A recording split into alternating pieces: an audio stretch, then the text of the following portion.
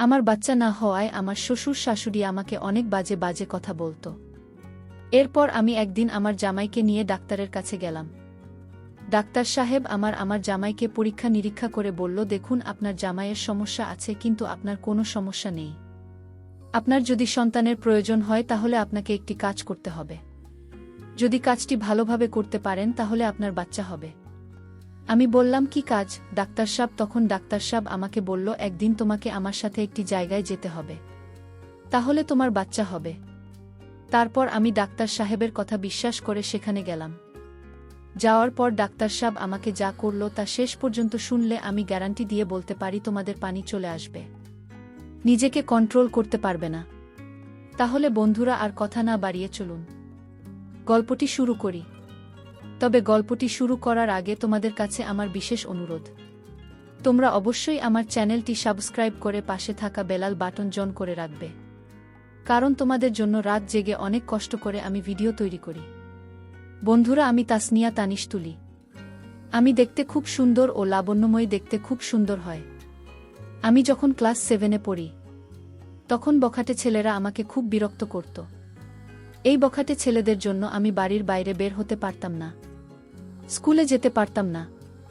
সত্যি বলতে আমি এতটাই সুন্দরী ছিলাম যে কোনো ছেলে আমাকে একবার দেখলে মুখ ফেরাতে পারত না। আমার স্কুলের ছেলে বন্ধুরা আমাকে প্রায় সময় বলতো, তা নিয়ে তোর যে চেহারা, আর বলি, তোরে দেখলে তো আমাদের মাথা ঠিক থাকে না, মনে হচ্ছে তুই অনেক পাওয়ারফুল ও বটে।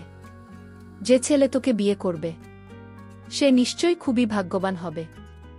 আমার এক খুব কাছের ছেলে বন্ধু আমাকে বলতো, সত্যি তোকে যে বিয়ে করবে সে স্বর্গীয় হবে, তোকে দেখতে যে সুন্দর লাগে, এনজয় করতে পারলেন না, জানি কত ভালো লাগবে। আমি তখন তাকে বলতাম, এই দুষ্টু, এবার তো দুষ্টামি বন্ধ করবি। কি আর বল বন্ধুরা, ছোটবেলা থেকেই আমার এমন সৌন্দর্য দেখে মাঝে মাঝে আমার 22 বছরের দাদা ও আমাকে কুপ্রস্তাব দিয়ে বসত। আমি যখন ক্লাস 9-এ পড়ি তখন আমার মা বাবা আমার বখাটে ছেলেদের উত্ত্যক্ত দেখে আমাদের এলাকার এক চেয়ারম্যানের ছেলের কাছে আমাকে বিয়ে দিয়ে দিল। বিয়ের প্রথম রাতে আমি খুব ভয় পাচ্ছিলাম, কারণ আমার চেয়ে 10 বছরের বড় ছিল আমার স্বামী। তার সাথে আমার কিভাবে কি হবে, আর আমি কিভাবে তার সাথে ম্যাচ হব? তাছাড়া জীবনে প্রথম, আমার আগে কখনো এমন অবস্থায় পড়েনি, তাই তাকে দেখে আমার খুব ভয় হচ্ছিল। এ বিষয়ে এর আগে যদি কোনো অভিজ্ঞতা তাহলে হয়তো এতটা ভয় পেতাম না। অনেক ইচ্ছা ছিল এমন কিছু করার, কিন্তু বাবার কারণে সাহস হয়নি। বাবা যদি কোনোভাবে জানতে পারত তাহলে আমাকে মেরেই ফেলত। যাই হোক, বাসর ঘরে আমি বসে বসে এই ব্যাপারে চিন্তা করছি, আর মাঝে মাঝে ভাবছি যে আমার থেকে 10 বছরের বড়, তার সাথে আমি কুলিয়ে উঠতে পারব কিনা। এই বিষয় নিয়ে চিন্তা ভাবনা করতে করতে হঠাৎ দেখি কে যেন আমার ঘরের দরজা খুল। চোখ মেলে চেয়ে দেখি আমার স্বামী পুরো বাসর ঘরের প্রস্তুতি নিয়ে আসছে। আমার স্বামী দেখতে খুবই সুন্দর ও হ্যান্ডসাম, একেবারে জামাইয়ের সাজ এসেছিল। তাকে দেখে সেদিন আমার খুব ভাল লেগেছিল। সে রুমে এসে দাঁড়াতে আমি তার পায়ে ধরে সালাম করলাম।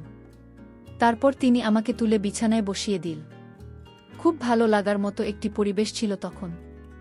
চারদিকে গাঁদা ফুলের ঘ্রাণ, জীবনে প্রথম এমন পরিবেশে আমার অনেক ভাল লাগছিল। তার কিছুক্ষণ পর আমার স্বামী আমার সাথে বাসরঘরের আনুষ্ঠানিকতা শুরু করল। প্রথমে তাকে দেখে ভয় হয়েছিল, কিন্তু পরে আস্তে আস্তে আমার ভয়টা কেটে গেল। সত্যি বলতে কি, তাকে দেখে আমি রকম ভেবেছিলাম, আসলে সেরকম না। তাকে দেখতে অনেক শক্তিশালী এবং হ্যান্ডসাম মনে হলেও তার ভিতরের দিকটা মোটেও শক্তিশালী ছিল না। তাই সেদিন তার সাথে আমার খুব বেশি হয় নাই। অবশ্য সেদিন রাতে অনেক গল্প করেছিলাম। আমরা গল্প করতে করে এভাবেই বাসর রাত আনন্দ করে আমাদের সময়টা পার করলাম। সেই রাতটি সত্যিকার অর্থে আমার জীবনের একটি স্মরণীয় রাত ছিল। খুবই মনোমুগ্ধকর রাত ছিল আমার জীবনে। আমরা সেই রাতে অনেক আনন্দ ফুর্তি করে আমাদের বাসর রাতের আনুষ্ঠানিকতা শেষ করলাম। এইভাবে আনন্দ ফুর্তির মাধ্যমে আমাদের দাম্পত্য জীবন চলতে লাগল। দেখতে দেখতে আমাদের দাম্পত্য জীবনের প্রায় 4 বছর হয়ে গেল। কিন্তু দুঃখের বিষয় হলো, আমাদের এখন পর্যন্ত কোনো বাচ্চা কাচ্চার মুখ দেখা হলো না। আর এজন্য আমার জামাই মাঝে মাঝে খুব হতাশা ভোগ করত। আমি নিজেও হতাশ হয়ে পড়তাম। এরপর একদিন আমার জামাই আমাকে বলল, শোনো তানিজ, আমার মনে হয় কারো না কারো কোনো সমস্যা আছে। আর তা না হলে আমাদের বিয়ের 4 বছর হয়ে গেছে, এখনো কেন আমাদের বাচ্চা কাচ্চা হয় না? এক কাজ করো, চলো আমরা ভালো কোনো ডাক্তারের কাছে যাই, তাহলে হয়তো আমরা বাচ্চা কাচ্চার মুখ দেখতে পারব। আমি বললাম ঠিক আছে, চলো তাহলে আমরা একটি ভালো ডাক্তারের কাছে যাই, গিয়ে আমাদের সমস্যার কথা বলি। পরের দিন আমি এবং আমার জামাই একজন ভালো ডাক্তারের কাছে গেলাম। শিলিগুড়ির খুব নামকরা ডাক্তার তিনি, তার প্রশংসা আছে অনেক। ডাক্তারের কাছে গিয়ে আমার সমস্যার কথা খুলে বললাম। ডাক্তার বাবু, আমার বিয়ে হয়েছে 4 বছর হয়েছে, কিন্তু আমার এখনো কোনো বাচ্চা হয় না। ডাক্তারবাবু, আমাদেরকে একটু ভালো করে পরীক্ষা করে দেখেন, কি সমস্যা, আমাদের কেন বাচ্চা হয় না? এরপর ডাক্তার সাহেব আমাদের দুজনকে পরীক্ষা করলেন। আমাদের দুজনকে পরীক্ষা করে ডাক্তার সাহেব বললেন, মিস তানিস, আপনার স্বামীকে একটু বাইরে যেতে বলেন, আপনার সাথে আমার একটু পার্সোনাল কথা আছে। এরপর আমার স্বামীকে ডাক্তার সাহেব একটু বাইরে পাঠিয়ে দিলেন। এরপর ডাক্তার সাহেব আমাকে বললেন, মস্তানির পরীক্ষার রিপোর্টে পরিষ্কার বোঝা যাচ্ছে আপনার কোনো সমস্যা নেই, কিন্তু সমস্যা আপনার জামাই। আর আপনার জামাইয়ের যে সমস্যা ধরা পড়েছে, আমার মনে হয় না যে আপনার কোনো দিন বাচ্চা হবে। আমার মনে হয় না যে আপনি কোনো দিন মা হতে পারবেন। তবে একটি কথা, আপনার যদি সন্তানের খুবই প্রয়োজন হয়, তাহলে আপনাকে একটি কাজ করতে পারেন। যদি কাজটি করতে পারেন তাহলে নিশ্চয়ই বাচ্চা আপনি আশা করতে পারেন। তবে কাজটি খুবই গোপনীয়। এই কাজটি করার পর আপনি আপনার জামাই সহ কাউকে কোনোদিনও বলতে পারবেন না। যদি বলেন তাহলে বাচ্চা হবে না। আমি বললাম, কি কাজ ডাক্তার সাহেব? তখন ডাক্তারবাবু আমাকে বলল, তোমাকে আমার সাথে একদিন একটি জায়গায় যেতে হবে, সেখানে গিয়ে তোমাকে একটি কাজ করতে হবে, আর সেই কাজটি সফলভাবে করতে পারো তাহলে তোমার বাচ্চা হবে। এভাবে আরও অনেক মহিলাদেরকে বাচ্চা দিয়েছে। আর তুমি যদি চাও তাহলে কেবল সম্ভব, আর মনে রাখবে এটা খুবই গোপনীয়, এটা কারো কাছে শেয়ার করা যাবে না। শেয়ার করলে তোমারই ক্ষতি হবে। প্রস্তাবটি তুমি ভেবে আগামীকালকে আমাকে জানাবে। তুমি জানানোর পরেই আমি চিকিৎসার জন্য প্রস্তুতি নেব। আমি বললাম, ঠিক আছে ডাক্তার সাহেব, আমি আগামীকালকে আপনাকে জানাব। আর আপনি এখন একটি কাজ করেন, কিছু ওষুধ লিখে দেন, যাতে আমার জামাইকে আমি বুঝতে পারি। তারপর ডাক্তার সাহেব আমাকে কিছু ওষুধ লিখে দিলেন। আমরা ওষুধ খাওয়া শুরু করলাম। পরের দিন যখন আমার স্বামী কাজে চলে যায়, তখন আমি ডাক্তার সাহেবের কাছে গেলাম আর গিয়ে বললাম, ডাক্তার সাহেব, এবার বলুন আমাকে কি কাজ করতে হবে। এখন আমি একা এসেছি। তারপর ডাক্তার সাহেব আমাকে বলল, তোমার জামাইয়ের যে সমস্যা, তোমার জামাইয়ের দ্বারা মনে হয় না তুমি কোনোদিন বাচ্চার মা হতে পারবে। তুমি যদি বাচ্চার মা হতে চাও, তাহলে তোমাকে আমার সাথে বেশ কিছুক্ষণ সময় দিতে হবে, যেখানে আমি তোমার সাথে কিছুক্ষণ সময় এনজয় করব। তখন তুমি সাথেই বুঝতে পারবে তুমি মা হতে পারব কিনা। আর এই পদ্ধতিতে আমি অনেক মহিলাকে বাচ্চা দিয়েছি। তুমি যদি আমার কথায় রাজি থাকো, তাহলে তুমি আগামীকালকে আমার জয়া বাংলো বাড়িতে চলে আসবে। তোমাকে আমি অনেক আপন মনে করে কথাগুলো বলেছি। আর এই নাও আমার মোবাইল নাম্বার। আসার আগে আমাকে একটি ফোন দিয়ে আসবে।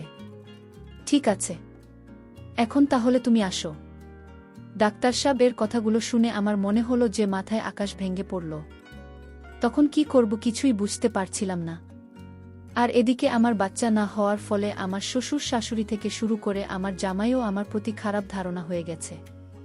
আমার স্বামী কখন যে কি করে বসে, আমি কি করব কিছুই বুঝতেছিলাম না, তাই খুব চিন্তায় পড়ে গেলাম। এখন আমার যে একটি বাচ্চার খুবই দরকার, তাহলে সবাই খুশি। তারপর ডাক্তার সাহেবের কথা শুনে আমি আস্তে আস্তে বাড়িতে চলে আসলাম। মনে মনে অনেক চিন্তা করতে লাগলাম, তাহলে কি আমি ডাক্তার সাহেবের প্রস্তাবে রাজি হয়ে যাব? যদি রাজি হয়ে যায় তাহলে তো আর কেউ দেখবে না, আর আমি তো মা হতে পারব। মা হওয়ার লোভে আমি ডাক্তার সাহেবের প্রস্তাবে রাজি হয়ে গেলাম। মোবাইলটা হাতে নিয়ে ডাক্তার সাহেবকে ফোন দিয়ে বললাম, ডাক্তার সাহেব, আমি তানিজ, আমি আপনার প্রস্তাবে রাজি। এখন বলুন আমাকে কোথায় আসতে হবে? ডাক্তার সাহেব বললে, রাজি হওয়ার জন্য তোমাকে অনেক অনেক ধন্যবাদ। আসলে আমি তোমাকে একটি সন্তান দেওয়ার জন্য অনেক চেষ্টা করব। তাহলে তুমি আমার বাংলোতে চলে আসো, আমি তোমার জন্য গাড়ি পাঠিয়ে দিচ্ছি। তারপর ডাক্তার সাহেব আমার জন্য একটি গাড়ি পাঠিয়ে দিলেন। আমাকে নিয়ে চলে গেলেন তার জয়া বাংলো বাড়িতে। আমি ডাক্তার সাহেবের বাংলো বাড়িতে গিয়ে নিজের চোখে বিশ্বাস করতে পারছিলাম না। এত সুন্দর বাংলা রুমটা, এত সুন্দর করে সাজিয়ে রেখেছে, মনে হচ্ছে যেন স্বর্গীয় কোনো সুখ এখানে আছে। ডাক্তার সাহেব আমাকে তার একটি গোপন কক্ষে নিয়ে গেলেন। বন্ধুরা, ভিডিও মাঝখানে একটা কথা বলতে চাই, আমি তোমাদের আনন্দ দেওয়ার জন্য খুব কষ্ট করে ভিডিও বানাই। তাই তোমাদের কাছে অনুরোধ থাকবে অবশ্যই এই ভিডিওটি দেখে একটি লাইক করবে এবং চ্যানেলটি সাবস্ক্রাইব করে পাশে থাকবে।